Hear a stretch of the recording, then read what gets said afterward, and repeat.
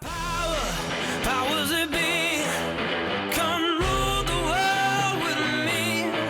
This time our fate is victory.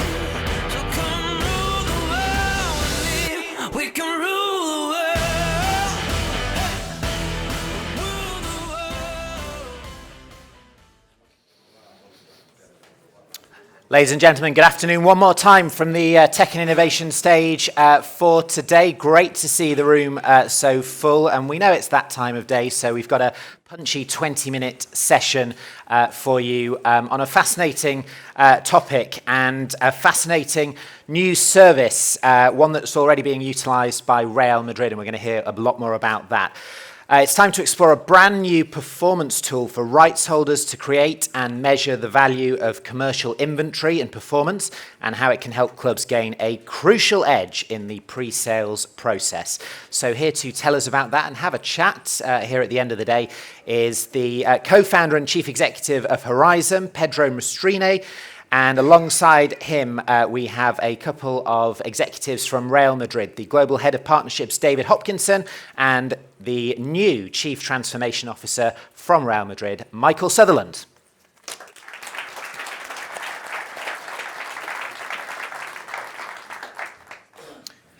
Thanks, Dave.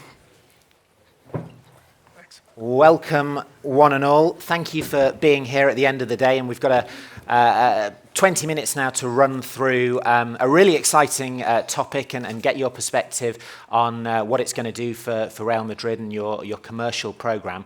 Pedro, let's start with you, though, from a Horizm point of view as the co-founder of the platform.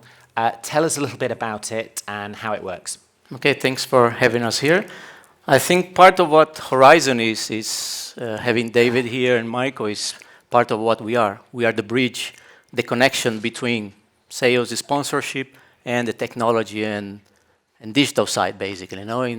We are basically a pricing and inventory management tool that within the whole ecosystem of the digital entity, we provide tracking and valuation of the whole digital inventory. So basically, essentially, we are solving the valuation and attribution problem of the industry. And you are literally the bridge. We've put you in exactly the right order here, which is excellent, an excellent bit of planning. David, from your point of view on the commercial side of the Real Madrid business, tell us about how the program works and where something like this platform fits in. Well, I think Pedro said it right. The key here has got to be attribution. So, one of the things, I've been with the club, you described Michael as new. I'm not much more tenured than he is. I joined Real Madrid about 13 months ago. And one of the things that attracted me to the club was the size of the digital audience, right? So we have 300 million followers. Number one in sports, it's one of the biggest brands in the world in terms of total followers. What we've got to do is close the gap. That's all very nice. I don't think that we have unlocked how to tackle that commercially yet and really demonstrate to brands that we can amplify and accelerate what they're looking to do. We've got to find the right partners and the right tools to help us have those conversations intelligently. And Michael, from your point of view on the more of the technology side, Chief Transformation Officer at Real Madrid sounds like a great job title. What's the reality? What's the reality? Well, having been sort of the freshest person in the group here, coming in just in July, I'm actually coming from outside the sports industry, so it's been an interesting insight to see some of the challenges specific to the sports industry. But where I'm kind of looking at it, some of the focus that I'm bringing to this is as we're seeing this sort of industry change, and as that's changing the nature of things like partnerships, we're having those conversations internally with Dave and with other key executives within the club and sort of looking internally at what does that mean for how we do business and how we even structure the organization. And so it really becomes a partnership. It becomes a very collaborative process. Gone are the days of this very transactional world of partnerships and even the transactional way of working within the organization. So it's become a very, very collaborative process. feeds into the way that we structure our teams. When we're thinking of digitally, it's no longer about doing digital, it's really about thinking digitally. So it's about how we think across the entire organization digitally. And so that feeds into the types of services and capabilities we need to offer for teams like partnerships. And that feeds into all sorts of aspects from data and insights, from creative in terms of storytelling, and particularly it feeds into things like tools and being able to get real-time analytics, real-time insights about the activities that we're doing that we can then feed back and work with our partnerships teams to help them tell an even better story with our partners. Pedro, let's start with you and let's get into the nitty-gritty of how this partnership came together and how you have now been developing in tandem with Real Madrid. So tell us a little bit about the evolution of the platform, first of all, and then maybe we can get into how and when Real Madrid got involved. Okay, I think, replying to basically what David and Mike were saying, the need in the market basically for a purely evaluation on the digital side make us get into the sales process, let's say, not only on the ROI side, but get involved on the pre-sale side, which is make the digital side provide enough data and tools for sales, and the sponsorship side sell more, sell better, and sell efficiently, which means you are generating better and long-lasting relationships with the sponsors. No? So the reason of bringing this together on this step is not only justifying what is the sponsorship, but also helping sales better, basically, and that's the aim of the tool in a very simple way saying, And as that feeds into, David, what you're doing, what is the information, the type of data that you're getting that is allowing you to do things that you weren't already able to do? Well, it's letting us have different conversations with our existing partners and our prospective partners. And what I mean by that is, sponsorship budgets are very, very challenging to get into, and they're also typically in brands, they use a certain lens, which is, okay, well, it's not communications, it's not advertising, it's sponsorships, and so it kind of looks like this, and it's a pretty rigid structure still in most organizations. I think what as we enter sort of this next evolution of sponsorship, as we moved away from sort of a charity-based model where you support your local team, a 1.0 to a 2.0, which is now we're going to be, there's going to be signs and a real return on investment, to a 3.0, which is ultimately going to be digital-led sponsorships, right? And the arena or the stadium opportunity is this big and the broadcast opportunity is that big, but there's a real opportunity to engage on digital platforms with massive audiences. What we've got to do is be able to have conversations that unlock budgets, quite frankly, in big brands that aren't the sponsorship budgets. And if we can get into digital budgets, and if we can demonstrate that, listen, you can, what you're doing on Facebook is great, what you're doing on Instagram is great, what you can be doing with us on those platforms or as an adjunct to those platforms meets the same objectives, but can do it in a rich way, can talk to a new audience, then that enables us to, again, ultimately go after different budgets, provide a different rationale for the partnership, and keep pace with a changing marketplace. So take us into the room in terms of how the Real Madrid weekly meeting, I don't know how you do it, but what are the conversations that you're having with Michael and vice versa? How is that dynamic start? I know it's very new individuals, but how is that dynamic playing out? Well, it seems it's more than once a week. We're talking. More than once a week. Michael and I, we're outsiders, and I think that's important. Neither one of us are. I don't know if you can tell by the accent, but we're not Spanish. And we're bringing, different perspectives. So, my career is a North American career, and I'm trying to transplant some of those learnings into a different environment, and quite frankly, a bigger stage. What I really like about Mike and the perspective he brings is as he said, he's got an outsider's perspective. And I find that really, really refreshing. I'm learning an awful lot. I think what we're trying to do is figure out how we take his expertise and mine, which are very, very different, and try and build something collaboratively here. So, we're talking every day about, the difference between coverage and content. We're talking, the days of sticking somebody's logo next to the stuff we want to do are effectively gone, and now we're going to have to find ways to co-create meaningful content and meaningful stories, and it's great to have someone in the club that is not, again, encumbered by the way we've always done things. I was afforded a survey by somebody. It was done by Scrum Ventures, and they're talking about the biggest barriers to change in transformation, digital transformation. And this was 150, I think, companies that were self-reporting. And the number one barrier to change was unqualified decision makers within the organization. 36% of respondents, the number one self-reported, was that we didn't have the right people in the organization that could make these decisions.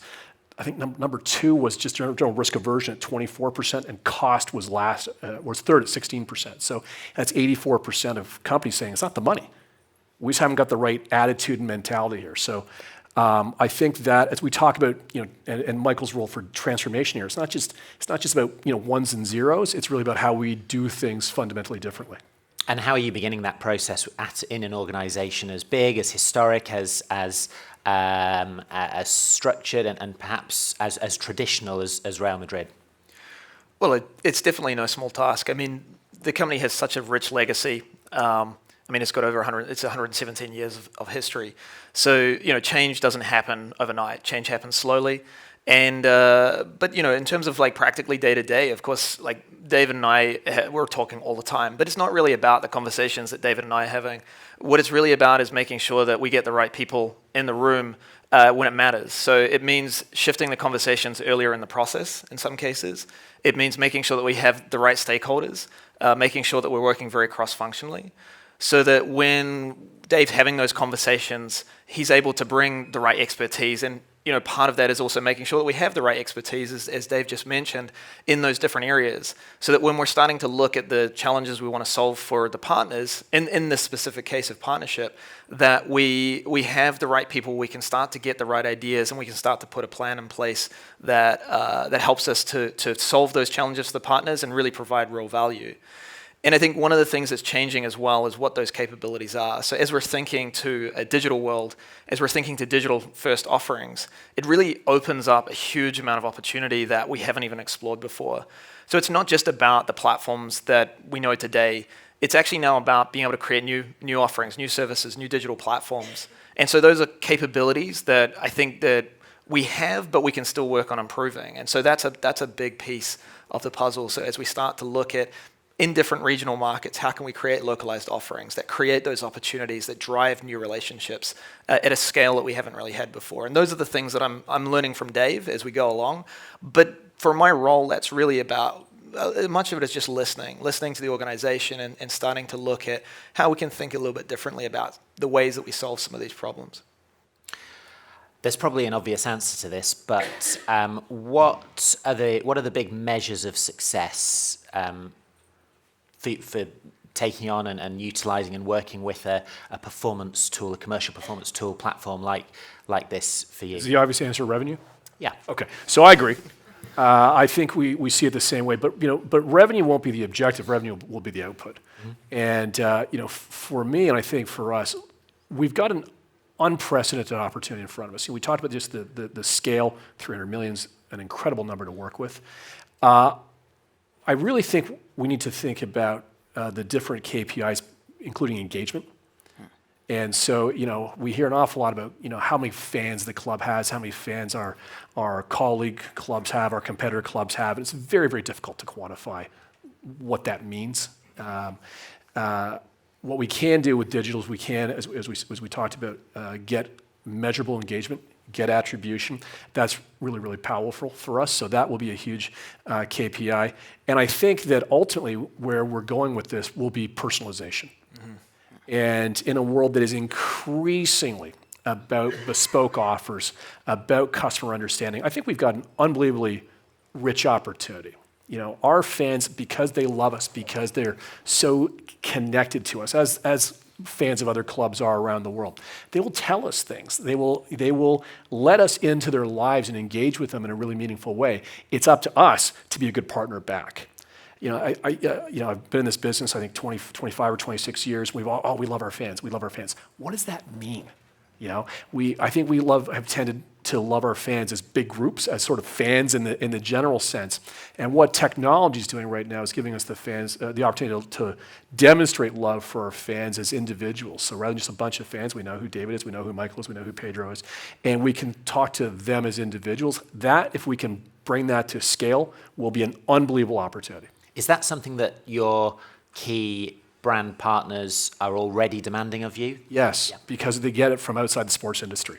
Yes. Right? I cannot believe how fast we're getting smart, as a marketplace. And I think if we just take our competitive set, other sports teams, I think we'll miss the opportunity. That what does Uber Eats understand? What does Amazon Go understand about their customers? We've got, which is why I think we do need to bring people in from outside this industry who have got a different skill set and can figure out how to take best of breed solutions from a new economy and bring them into 117-year-old businesses. I'm going to open it up to questions from the audience because I'm sure this is a golden opportunity to raise a point or ask a question. Or is it? I've got a couple more. Here's a question over here. We'll get a microphone to you. Mm-hmm. Hi. So quite interesting topic, really. I want to speak about the platform itself. What are the features? What are exactly? How does it work in the day-to-day? Thanks for the question. Without getting into too technicality here, basically what we do, we connect to the whole ecosystem of any property, and we track, read this information, basically social network, app, web, OTT, and we convert this into financial value. Means that, as we said, the attribution and the valuation of the whole ecosystem can be tracked from the pre-sale side, not only the final process when already sold. We are already helping this without the technology, basically in providing enough data from technology to sales to make the decision better, not only for selling better, but also, as I said, to sell efficiently.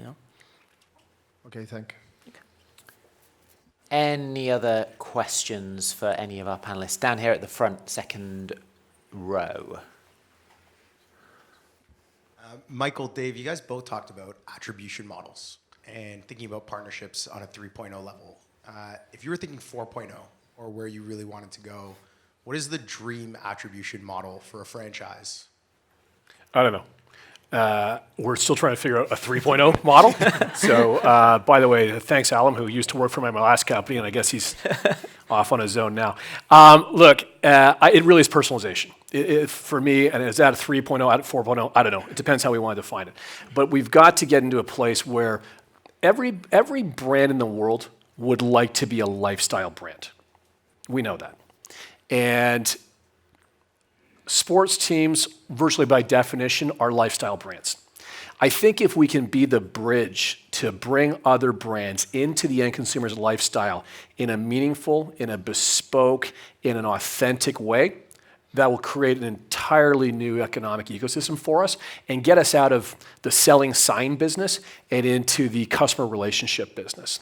Our fans have such a rich relationship with the club, but unfortunately, we haven't yet unlocked how to have that relationship back with them on an individuated basis. So 3.5, 4, I think that's what the future looks like in the next number of months and years. Maybe just to add into that, I mean, you've talked to, Dave, you mentioned about personalization. And personalization is kind of an interesting piece because it works in both ways. So we can talk about the personalization in terms of the messaging that we're providing the fans. So we can really personalize that content, and we can start to use new digital tools and new platforms to provide a very personalized experience. And so that helps to increase engagement. But there's also the other side of it, which is the personalization for the brands and the partners.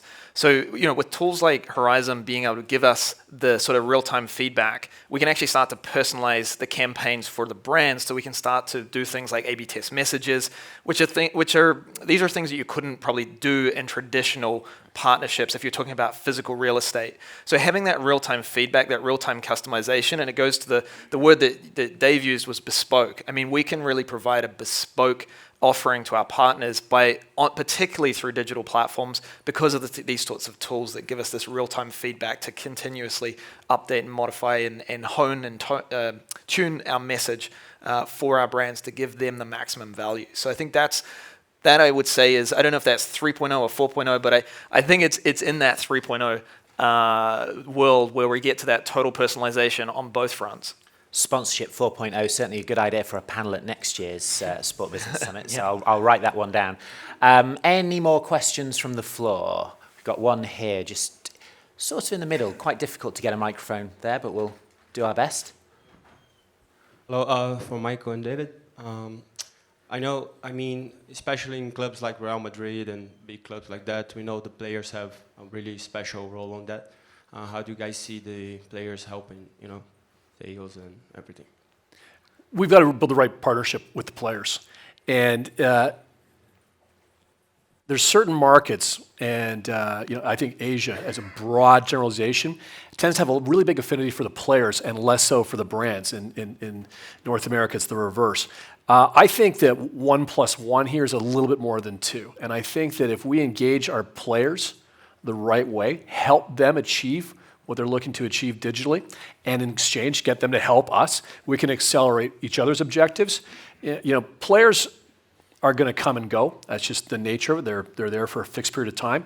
But while they're there, the fans fall in love with them, and they want to follow them, and they want to follow their stories. And so I think what we've got to find is the right model where it is being perhaps commercialized separately, but that we're collaborating, cooperating to make sure that we're growing both of our ecosystems as rapidly and as richly as we possibly can. Want to conclude with Pedro and get a sense from Horizm's point of view. Firstly, how you see this relationship with Real Madrid evolving, and then what do the next 3 years look like? Okay, well, thanks for that. I think 3 years' time on technology is quite a long way, especially for us. Sponsorship 6.0? 6 whatever, yeah. 6.1. Basically, our mission with Real Madrid and right holders as well is to help them shape this 3.0. Let's say monetization moment now of the digital. We're going to keep focus on this, solving the problem on the technology point of view, but also help them increase on the revenue side, which is the aim of the mission, basically. It's supporting the right holder to perform better on the revenue side directly. So that's the point for us, basically. Fantastic. We have just about run out of time. Thank you, Pedro, for bringing this panel together, and Michael and David, much appreciated as well. That brings us to the end of the day here on the Tech and Innovation stage, but luckily there is now some networking to be done, and we have plenty of it planned. So mark these in your immediate diary. We have drinks downstairs in the exhibition hall running until 6 o'clock, and tonight we have Leaders After Dark here at Twickenham. Free food, free drink, free entertainment, free conversations, chance to relax, make new friends. That kicks off, as I say, in the exhibition, and then we'll signpost you towards where you need to be. And thank you to StubHub and YouGov Sports for supporting those drinks. We'll be back here tomorrow at the Sport Business Summit, more on the Tech and Innovation stage. Registration opens at 8:30 a.m. Plenty going on all around Twickenham. But for now, thank you very much to our panel, and good evening.